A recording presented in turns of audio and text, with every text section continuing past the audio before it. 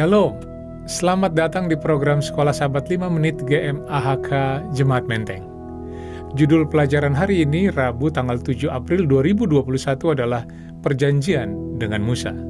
Dan firman Tuhan yang mendasarinya adalah Kitab Keluaran 6 ayat 1 hingga 8. Mari kita berdoa. Bapa Surgawi, urapilah kami dengan Roh Kudus yang mengungkapkan kebenaran Kristus kepada kami. Dalam nama Yesus Kristus, Tuhan dan Juru Selamat kami. Amin.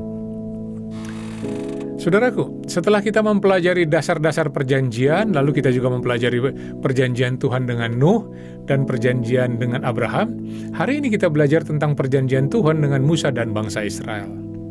Setelah bangsa Israel keluar dari perbudakan Mesir, mereka menerima perjanjian di Sinai. Allah menggenapi perjanjian yang diadakan dengan Abraham sebelumnya, dengan membawa bangsa Israel keluar dari perbudakan Mesir. Ini adalah perjanjian kasih anugerah, kasih karunia Allah kepada umatnya. Perjanjian dengan bangsa Israel pada masa Musa ini berkaitan erat dengan perjanjian Abraham dengan ciri. 1. Ada hubungan khusus antara Allah dengan umatnya. Kejadian 17 ayat 7, Aku akan mengadakan perjanjian antara aku dan engkau, serta keturunanmu turun-temurun, menjadi perjanjian yang kekal, supaya aku menjadi Allahmu dan Allah keturunanmu. Yang kedua, mereka akan menjadi bangsa yang besar. Kejadian 12 ayat 2, Aku akan membuat engkau menjadi bangsa yang besar dan memberkati engkau serta membuat namamu masyhur, dan engkau akan menjadi berkat. Yang ketiga, penurutan menjadi syarat dalam perjanjian ini. Kejadian 17 ayat 9, Lagi firman Allah kepada Abraham, dari pihakmu, engkau harus memegang perjanjianku, engkau dan keturunanmu turun-temurun. Urutan terlaksananya perjanjian dengan Tuhan ini sangat unik dan ajaib. Mengapa? Yang pertama, Tuhan lebih dahulu melakukan bagiannya sesuai perjanjian, yaitu menyelamatkan bangsa Israel. Yang kedua, kemudian Tuhan memberikan hukum untuk dituruti. Dan karena ini juga tentang perjanjian kasih karunia untuk semua orang, maka urutannya pun sama, yaitu 1. Kristus menyelamatkan kita dari dosa. Yang kedua, Kristus menghidupkan hukumnya dalam diri kita. Saudaraku, ada beberapa poin yang menarik untuk diungkapkan. Yang pertama, perjanjian ini bukan seperti perjanjian antar manusia, tetapi ini adalah perjanjian Allah yang kekal dengan manusia yang fana. Inisiatornya, isinya datang dari Allah. Dalam beberapa ayat malahan disebutkan perjanjian ku.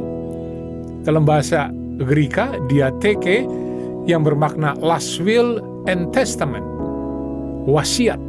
Seperti kita ketahui bahwa wasiat adalah suatu kehendak dari si pemberi wasiat, jadi dia aktif, yang akan diterima oleh si penerima wasiat.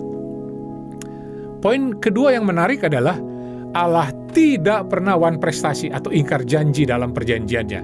Manusia yang ingkar janji, sehingga perjanjian berkali-kali dibatalkan, kemudian dibuat perjanjian yang baru. Dalam konteks akhir zaman, perjanjian ini berlaku untuk saya dan saudara dan untuk setiap orang. Keluaran 6 ayat 7 mencatat, I will bring you. Aku akan membawa kamu tertentu, kamu, ke negeri yang dengan sumpah telah kujanjikan memberikannya kepada Abraham, Ishak dan Yakub. Yang keempat, Keluaran 6 ayat 2, Aku telah menampakkan diri kepada Abraham, Ishak dan Yakub sebagai Allah yang Maha Kuasa, tetapi dengan namaku Tuhan, aku belum menyatakan diri. Nah, nama dari Allah yang menyatakan dirinya kepada Musa di Horeb atau Sinai ini adalah Yahweh. Dijelaskan sebagai akulah aku.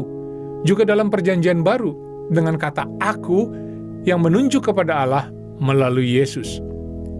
Saya teringat saat Tuhan menyatakan dengan singkat namanya kepada Musa untuk disampaikan kepada bangsa Israel, yaitu I am that I am. Eternal presence, kekal, self-existing one. Dicatat dalam Keluaran 3 ayat 14, Kejadian 15 ayat 7, dan Yohanes 8 ayat 58. Karena tidak ada pengertian manusia yang sanggup menjelaskan Allah yang maha besar, maha kuasa, maha kasih, maha hadir, maha tahu, Allah yang kekal. Saudaraku, perjanjian Allah dengan Nuh, Abraham, dan Musa, dan bangsa Israel adalah juga perjanjian dengan semua kita dengan isi yang sama. Allah berbuat dan telah menggenapi janjinya memberikan keselamatan melalui pengorbanan Yesus.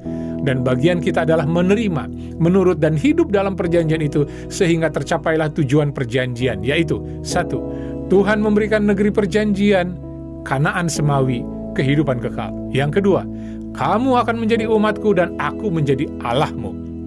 Saudaraku, mari kita setia memegang dan melakukan bagian kita sesuai isi perjanjian yang Allah adakan dengan kita. Roh Kudus kiranya menuntun dan memberkati kita untuk melakukan yang benar sesuai dengan kehendak Tuhan.